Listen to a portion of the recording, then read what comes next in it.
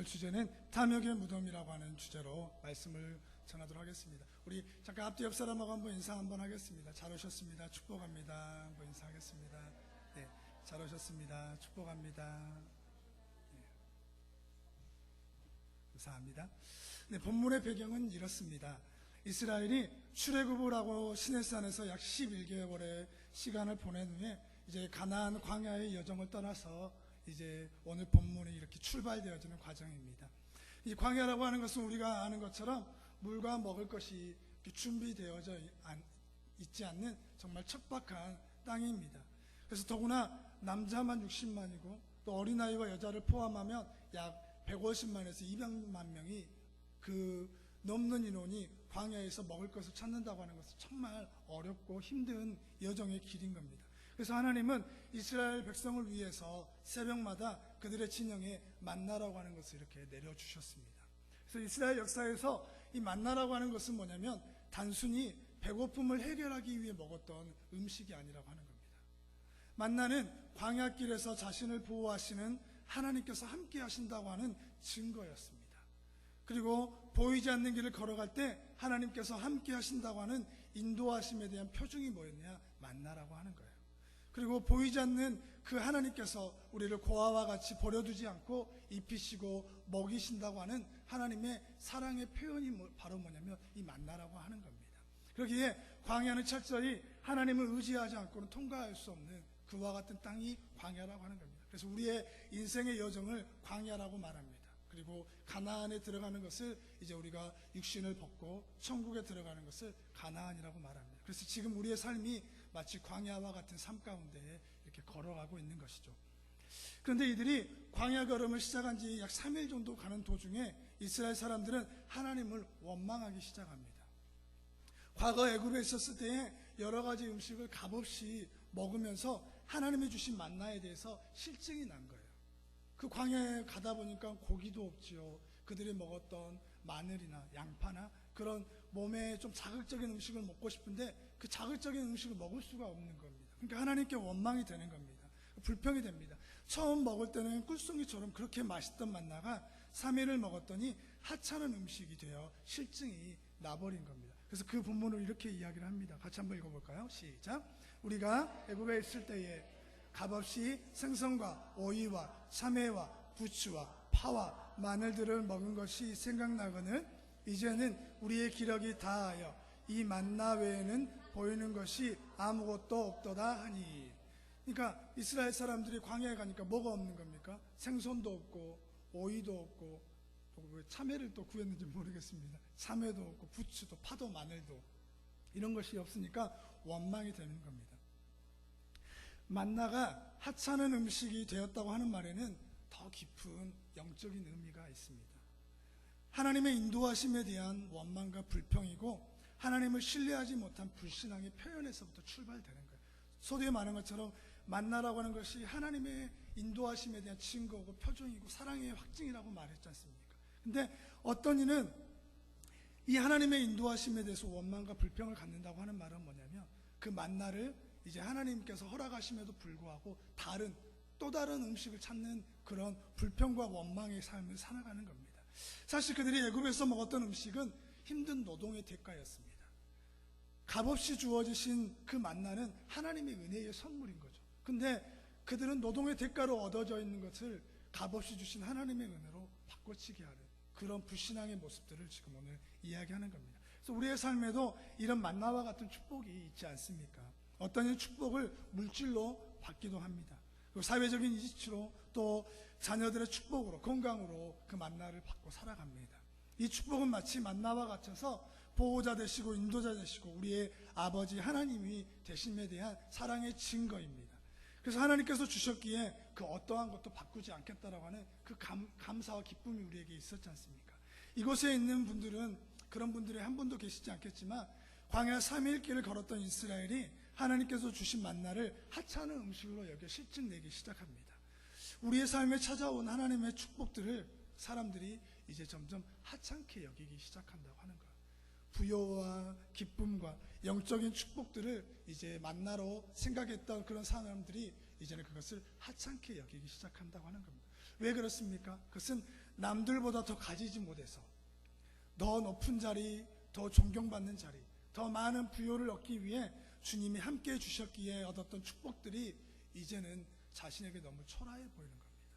이미 하나님으로 인해서 너무나 귀하고 소중했던 것들이 이제 자기에겐 너무나 초라해지는 겁니다. 남들과 비교해서 자기 자신을 바라보니까. 하나님께서는 이런 불평하는 사람들을 위해 그들의 입에서 신내가 나도록 2달 동안 먹을 만큼의 풍족한 고기를 오늘 보내주십니다. 얼마나 많은 메추라기가 날아왔는지 성경은 이렇게 고백합니다. 우리 한번 같이 한번 읽어볼까요? 시작. 바람이 여호와께서 나와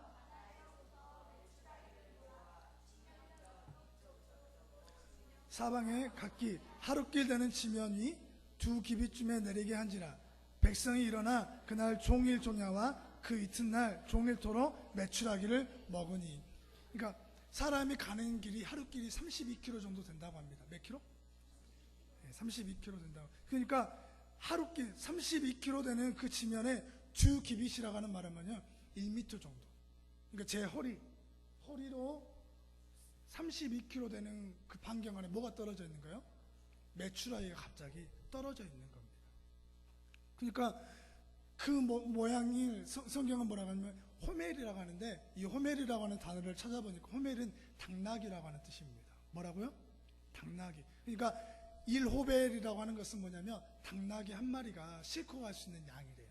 그러니까 이스라엘 사람들이 32km 안에 떨어져 있는 그 메추라기를 그들의 당나귀의 당나귀가 싣고 올 정도로 많은 양의 메추라기를 그들이 자신의 진영 안에 이렇게 가지고 왔다라고 하는 겁니다. 이틀 동안 그것을 얻었다고 하는 겁니다. 근데 이렇게 많은 양을 거둬들인 이스라엘 백성인데, 얻어진 고기가 입속에 넣기 전에, 그들이 입에 넣어서 씹기 전에 성경은 뭐라고 이야기하냐면 그들에게 엄청난 재앙이 찾아왔다고 말합니다. 한번 우리 같이 한번 읽어볼까요? 같이 읽겠습니다. 우리 33절 34절인데 같이 읽습니다. 시작. 고기가 씹히기 전에 여호와께서 백성에 대하여 진노하시사 심히 큰 재앙으로 치셨으므로 그곳 이름을 기브롯 핫다와라 불렀으니 욕심을 낸 백성을 거기 장사하였습니다라. 네, 그 불평과 원망했던 이들이 그 고기를 입에 넣어서 씹기도 전에 그들이 그 원망과 불평했던 사람들이 그 자리에서 죽음을 당합니다. 그래서 그곳의 이름을 뭐라고 지었다고요? 기브롯 핫다와라고 지었습니다. 이 기브롯 핫다와라고 하는 이름의 뜻은 뭐냐면 탐욕의 무덤이라고 하는 말입니다. 한번 해볼까요? 탐욕의 무덤. 네. 탐욕은 인생을 무덤이 되게 한다고 하는 것을 가르쳐 주는 것이 어디냐면 오늘 기브롯 핫다와라고 하는 겁니다. 그렇게 불평과 탐욕은 하늘의 양식을 맛볼 기회를 놓쳐버리게 만듭니다. 그리고 불평과 탐욕은 십자가의 은혜를 망각하게 만들어 버립니다. 불평과 탐욕은 값없이 주신 구원을 감사하지 못하게 만드는 원인이 된다고 하는 거예요. 우리가 이미 떠나온 애굽, 즉 세상을 그리워하고 그곳에서 누렸던 때로 돌아가려고 한다면 결국 하나님의 기적이 펼쳐진 은혜와 축복의 장소는 뭐로 바뀌어버리냐면 탐욕의 무덤으로 바뀌어져 버린다고 하는 겁니다. 탐욕으로 얻은 그것을 다 쓰기도 전에 우리의 삶의 그 공허함을 채울 수 없는 비참한 삶으로 우리의 인생이 움직여 버린다고 하는 겁니다. 그래서 시편 기자는 이것을 이렇게 기록하고 있습니다. 우리 시편 106편 한번 같이 읽겠습니다. 시작. 광야에서 욕심을 크게 내어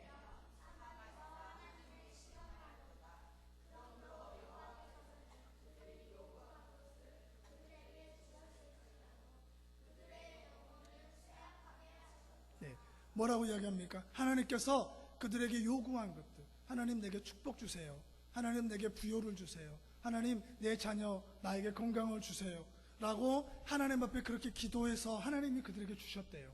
근데 그들의 영혼은 어떻게 됐다겠습니까? 쇠약해졌다고 하는 겁니다. 이 말은 욕심과 탐욕으로 인해 만족하지 못한 채 더 많은 것을 소유하고 얻기 위해 남과 비교할 때 얻어진 것이 자기에게 없을 때 찾아오지는 그 자괴감들이 그 사람으로 하여금 원망과 불평의 삶을 살게 했다고 하는 겁니다. 돌아보면 목회자인 저에게도 이 탐욕의 문제에서 참 자유로울 수 없을 것 같다는 생각이 들었습니다. 교회를 결정하면서 이런 생각이 참 많이 들었습니다. 교회를 통해 한 영혼 한 영혼을 세우는 것이, 또 그 영혼들이 구원받아 단지 하나 예수 믿어서 천국 갈 수 있다라고 하는 그 기쁨으로 만족하는 것이 아니라 예수님의 제자로 양육되고 세워져 가는 그것이 저의 비전이고 또 교회를 세우신 하나님의 목적인데, 그런데 시간이 지나면서 참 조급함이 생기는 거예요. 이해되십니까? 조급함이 참 생기는 겁니다. 분명 하나님의 때에 하나님의 방법으로 이 일을 이루실 것을 믿고 확신합니다.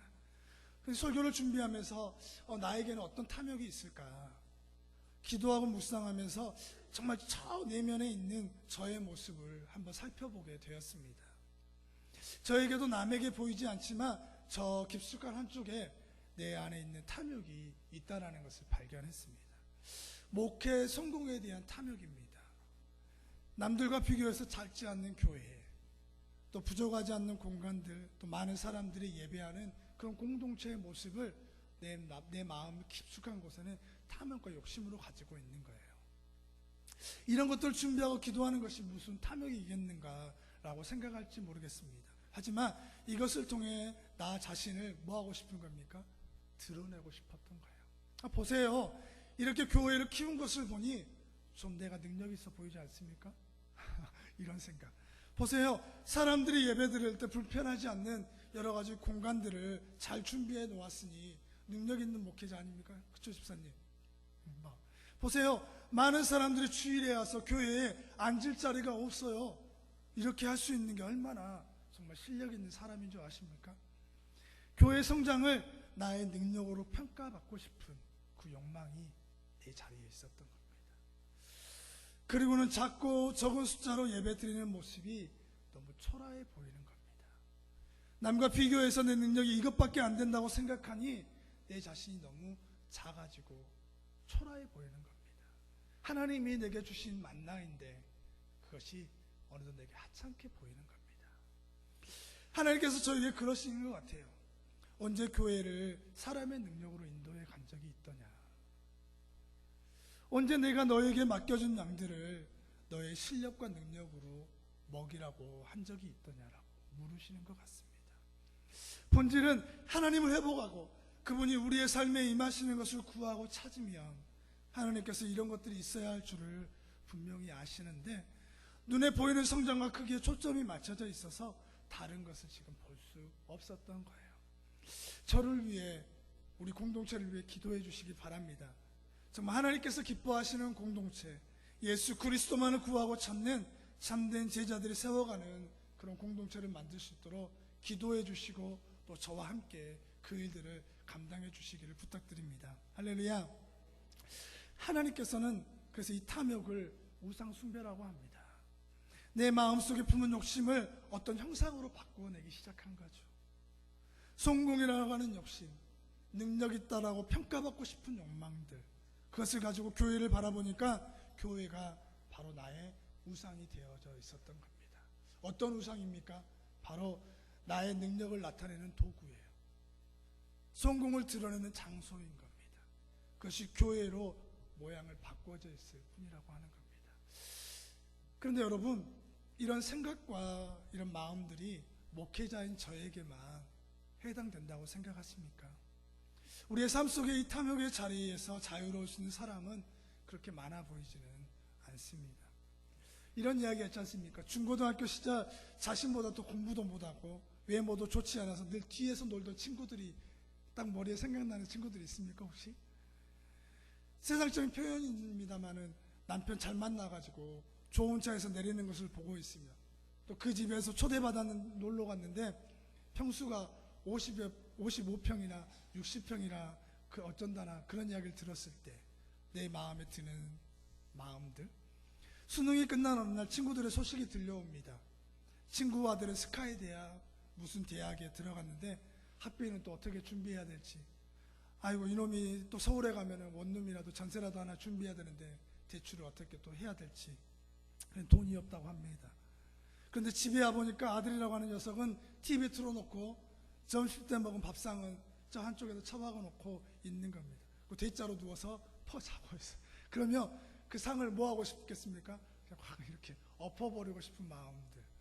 딸을 시집을 보냈는데 사위가 삼성에 다닌다나 아니면 뭐 한국전력에 다닌다나 하는 그런 소식이 딱 들려옵니다. 집에 들어와 보니까 우리 집에 있는 딸이 사귄다고 데리고 남자친구를 봅니다. 지방대학, 전문대학에 이렇게 다닌다고 하죠. 그 과는 듣도 보도 못한 과라고 하는 겁니다. 또 우리는 또 어떤 사람은 승진시험을 봤네. 어떤 사람은 성과금이 몇 프로인데 나는 이 정도밖에 안 되네. 어떤 사람은 좋은 차, 좋은 집. 그것을 보면서 우리 나름대로 생각이 들어지는 것들. 여러분, 어떤 생각이 이 말을 들으면서 드십니까? 성공과 행복, 명예와 소유가 어느덧 그 사람을 평가하는 기준이 되어 있기 때문이라고 하는 겁니다.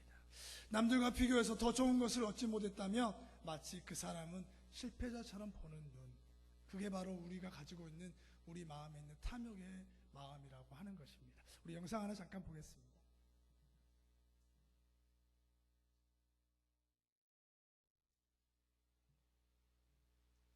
여러분, 이것을 보면서 어떤 생각이 드십니까? 소유가 행복이라고 하는 세상 가운데, 또 물질이 성공의 기준이라고 말하는 그런 세상 가운데 우리가 그토록 찾았던 탐욕과 그 위치가 사실은 자신의 것이 아니라고 하는 그 고백. 그리고 그 남편은 호스피스 가서 한 달 정도 살다가 하나님께서 부르셔서 죽음을 맞이했다고 그렇게 이야기를 합니다. 그래서 우리가 하나님께 진짜 얻고 누리고 있는 것들이 얼마나 참 기쁨이고 하나님께서 주신 것이 얼마나 참 행복이라는 것을 새삼 이렇게 되돌아보는 영상인 것 같습니다. 그런데 여러분, 우리가 여기서 한 가지 살펴봐야 할 성경의 말씀이 정말 중요한 말씀이 있습니다. 만나를 주신 하나님, 인도하시고 보호자 되신 하나님의 사랑에 감사했던 이스라엘인데 그들 안에 도대체 어떤 일들이 일어났기에 하나님께서 주신 것들을 하찮게 여겨 탐욕의 무덤을 쌓는 어리석은 사람들이 되었냐고 하는 거예요. 이것을 우리가 찾아야 됩니다. 그래야지 우리에게 주어져 있던 많은 소유와 많은 것들을 하나님을 위해 사용할 수 있는 사람이 되는 겁니다. 우리 민수기 11장 4절 한번 같이 한번 읽어보겠습니다. 같이 읽겠습니다. 시작.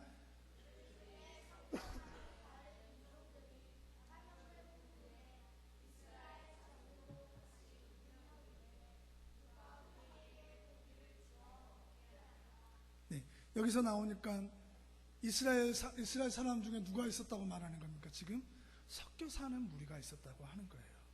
이스라엘 백성들이 갑자기 원망과 불평을 쏟아낸 이유, 출발점이 이스라엘 중에 섞여 사는 다른 인종들로부터 비롯됐다고 하는 겁니다.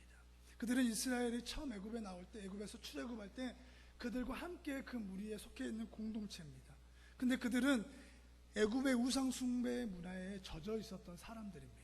바로 이들이 이스라엘 백성들로 하여금 하나님 앞에서 믿음의 삶을 살지 못하고 그 범죄하게 만드는 중대한 원인이 됐다고 하는 거예요. 이스라엘이 다른 인종에게 전염되어 고기를 탐하게 된 달리 표현들, 악인들의 충동을 받은 탐욕 때문에 그들도 동일하게 그 탐욕의 길을 갔다고 이야기합니다. 여러분, 하나님의 자녀에게 탐욕을 품도록 충동하는 무리들은 지금 이 세상에도 충분히 많이 있는 것 같습니다.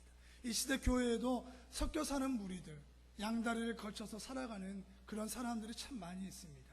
그래서 성도들의 영적 성장을 방해하고 때로는 진리에 이르지 못하고 실족하게 만드는 사람들이 참 많이 있습니다. 그래서 성경은 이들을 혼합주의 사상, 또한 그들이 가만히 들어온 거짓 형제들이라고 사도 바울은 이야기하고 있습니다. 우리에게 비슷한 시험이 얼마든지 있을 수 있습니다. 우리 주변에 이런 섞여 사는 무리라고 말할 수 있는 세상 사람들이 정말 많이 있습니다. 그래서 우리는 밤낮 없이 그들의 소리를 듣고 살아갑니다. 그들의 수많은 매스컴을 통해 우리에게 이렇게 이야기합니다. 돈이 행복이다. 소유와 사회적인 이치가 그 사람을 평가하는 기준이다. 그것을 얻고 소유한 사람만이 성공한 사람이라고 매스컴은 끊임없이 우리에게 전합니다. 우리가 보는 광고의 대부분의 시간은 몇 초로 혹시 이루어진지 아세요? 대부분 몇 초 정도 된 것 같습니까? 한 15초의 승부를 건다고 합니다. 그래서 15초의 광고 효과는 수십억, 수백억의 광고 효과를 낸다고 하죠. 그러니까 막 유명한 탤런트나 가수가 한번 15초 광고 나오면 그 뒤에 그 물건이 없을 정도로 급하게 팔려버릴 정도로 그렇게 그 광고 효과는 대단합니다. 지금 사람이 무엇에 관심을 가지고 있는지, 지금 트렌드가 뭔지, 요즘 사람들이 무엇을 좋아하는지, 어떤 모양과 소리, 이미지로 다가가며 그 사람들이 반응한지를 연구하고 디자인해서 15초 안에 승부를 건다고 하는 겁니다.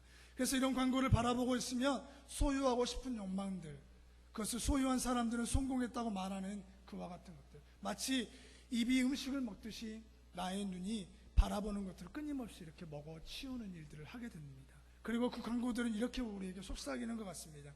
지금 보이지도 느낄 수도 없는 하나님을 예배하지 말고, 찬양하면 경험할 수도 없는 하나님을 바라보지 말고, 현실적으로 눈에 보이는 소유를 위해, 눈에 보이는 성공과 편리함을 위해 살아가라고 우리에게 이야기하는 것 같습니다. 그러나 탐욕하는 자는 채워도 만족함을 얻지 못합니다. 마치 소금물을 마시는 자와 같아서 계속 갈증이 나고, 마실 때는 시원하지만 다시 목말라지는 것이 바로 소금물을 먹는 이 세상 사람들의 욕망이라고 하는 겁니다. 그러기에 행복은 세상의 소유에 있지 않습니다. 하나님과의 관계 안에 있는 겁니다. 우리 옆 사람하고 한번 인사 한번 해보겠습니다. 행복은 세상의 소유에 있지 않습니다. 한번 해볼까요? 시작.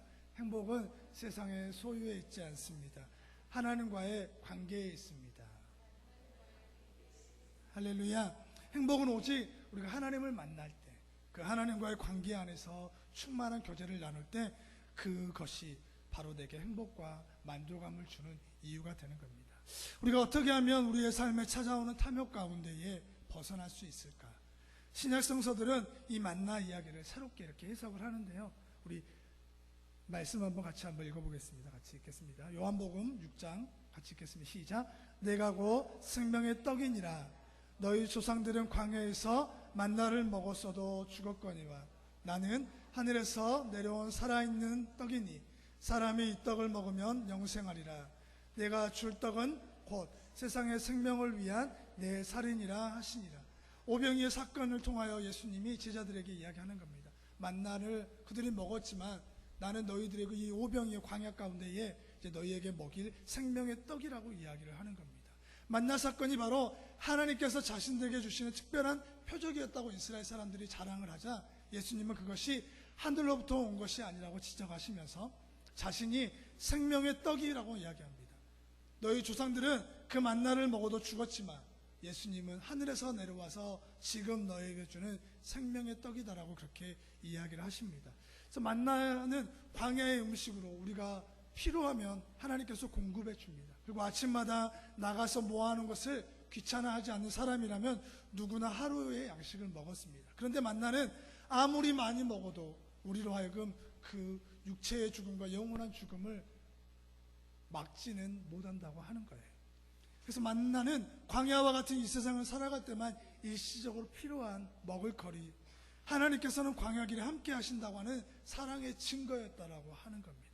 즉 우리가 가지고 있는 소유와 기쁨을 주는 행복과 만족과 좋은 것과 앞에 영상을 봤던 것처럼 그런 수많은 것을 우리가 얻는 것은 우리에게 뭘 주지 못하냐면 생명의 떡이 되어주지 못한다고 하는 겁니다. 하나님께서 광야길에 함께 하신다고 하는, 지금 우리가 살아가는 모든 길에 하나님이 우리를 사랑하셔서 축복했다고 하는 축복의 증거이라고 하는 거예요. 그러기에 정작 우리에게 필요한 것은 생명의 떡, 부활하신 예수 그리스도가 우리의 생명의 떡 참 만나가 되어주시는 것입니다. 그러기에 이스라엘 사람들이 만나를 하찮은 음식으로 여겼다고 하는 것은 결국 무엇을 소중하게 여기지 않았다고 하는 이야기입니까? 바로 예수님의 십자가의 은혜와 구원의 감격을 그들은 하찮은 것으로 여겼다고 하는 거예요. 그들이 예수 그리스도의 십자가와 구원을 하찮은 것으로 실증난 음식으로 여기기 시작하니까 그들이 찾아갔던 것이 뭐냐면 세상의 소유와 만족이라고 하는 겁니다. 그리고 섞여 사는 무리들이 고기를 먹고 싶어하는 탐욕에 이끌렸던 것처럼 그들도 그 탐욕에 같이 이끌려서 죄를 범하는 탐욕의 무덤을 만들었다고 하는 겁니다. 더 많은 소유와 행복을 얻기 위해 탐욕의 무덤을 쌓다 보니 지금 자신에게 주어진 만나의 은혜, 함께 하시는, 인도하시는 하나님의 사랑이 그렇게 하찮게 보였다고 하는 겁니다. 여러분, 말씀을 이제 맺도록 하겠습니다. 여러분, 이것을 성경은 우리에게 경계하고 계십니다. 이스라엘 사람들이 원망과 불평을 쏟아놓아 고기를 원할 때 하나님은 고기를 주셨습니다. 그들의 입에서 고기가 씹히기 전에 원망과 불평했던 사람들이 오늘 어떻게 되었습니까? 우리가 십자가의 은혜와 구원의 감격을 우리의 삶에 회복하지 못한 채 여전히 더 큰 소유와 행복만을 위해 또 다른 음식을 탐하고 있다면 우리는 이 세상에서 또 다른 탐욕의 무덤을 쌓는 그런 어리석은 사람들이 되는 겁니다. 오직 오늘 우리의 삶에 필요한 만나는 생명 되신 예수 그리스도 그분뿐입니다. 할렐루야. 그 생명 되신 예수님, 생명의 떡이 되신 예수님으로 인해 우리의 영혼이 배불러져야 하는 것입니다. 그때 소유를 위해 성공에 목말라 하지 않을 사람이 되는 것입니다. 그리고 부수적으로 주어지는 물질과 소유의 축복 앞에 탐욕과 욕망이 아니라 함께 하신 축복의 증거를 믿지 않는 사람들에게 흘러보내는 축복의 인생을 살 때 참 만족과 기쁨의 삶을 살아낼 줄 믿습니다. 오늘 우리에게 주신 말씀이 있다면 하나님, 우리의 삶에 탐욕의 무덤을 쌓아가기 위해 우리의 삶을 준비하는 그것이 아니라 내게 주신 하루의 만나, 내게 주신 가정, 내게 주신 자녀들, 내 삶의 소유와 행복에 내가 그것을 취하여서 예수 그리스도의 십자가의 은혜를 잃어버리지 않고 그렇게 주님의 은혜를 구하며 살아가겠습니다 하는 결단이 저와 여러분의 있기를 축복합니다. 우리 이 찬양 한번 부르고 같이 믿음의 고백으로 선포했으면 좋겠습니다. 우리 나 무엇과도 주님 바꾸지 않으리 함께 찬양 드리시도록 하겠습니다.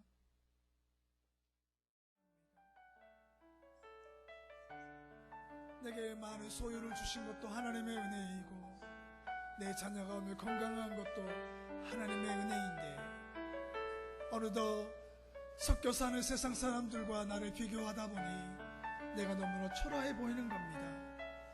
내가 너무나 많은 것을 소유하지 않은 것처럼 보입니다. 내가 너무나 잃어버린 것이 많다고 생각해지는 내 마음에 찾아와주는 이 탐욕을 하나님 보게 되었습니다. 하나님, 그 탐욕의 무덤을 쌓은 그 이스라엘 사람들이 그들의 입에서 메추라기가 씹히기도 전에 그들의 무덤을 쌓아버리는 어리석은 사람이 되었다고 하는 것을 보면서 하나님, 우리 내게 허락하여 준 하나님의 은혜에 감사하며 십자가의 은혜와 구원의 감격에 매일 살아가는 은혜가 있게 하시고 우리의 생명의 떡 되신 예수님 앞에 우리의 삶을 내려놓는 은혜가 오늘 우리에게 회복되게 하여 주시옵소서. 주님이 필요합니다. 오직 주님만을 구하겠습니다. 오직 주님의 은혜 안에서 우리의 삶의 은혜를 구하여 나가겠습니다. 하나님, 우리를 그렇게 인도하여 주시옵소서. 아멘. 감사합니다. 제가 축도하고 마치도록 하겠습니다. 이제는 우리 주 예수 그리스도의 은혜와 아버지 하나님의 그 크신 사랑과 성령의 깨닫게 하여 주시는 은혜가 하나님 매일 우리의 삶에 허락하여 주시는 만나가 얼마나 귀하고 소중한지를 미처 깨닫지 못했던 삶을 회개합니다. 우리에게 허락되어진 가정이 너무 귀했고 우리의 삶에 허락되어진 자녀들이 직장과 사업이 하나님의 은혜 안에서 보호되고 있는 것이 분명했는데 세상 사람들과 나 자신을 비교해보니 너무 초라해 보였던 또 작은 소유와 같이 느꼈던 그 마음 때문에 더 많은 것을 소유하기 위해 더 많은 것을 취하기 위해 쌓았던 그 삶에 찾아와져 있는 탐욕들을 오늘 내려놓고 우리의 생명이 예수님이십니다. 생명의 떡만 구하며 살아가겠습니다라고 고백하는 성도들과 또 믿음의 가정들과 직장과 사업장 위에 이제로부터 영원토록 함께하여 주시기를 간절히 축원하옵나이다. 아멘.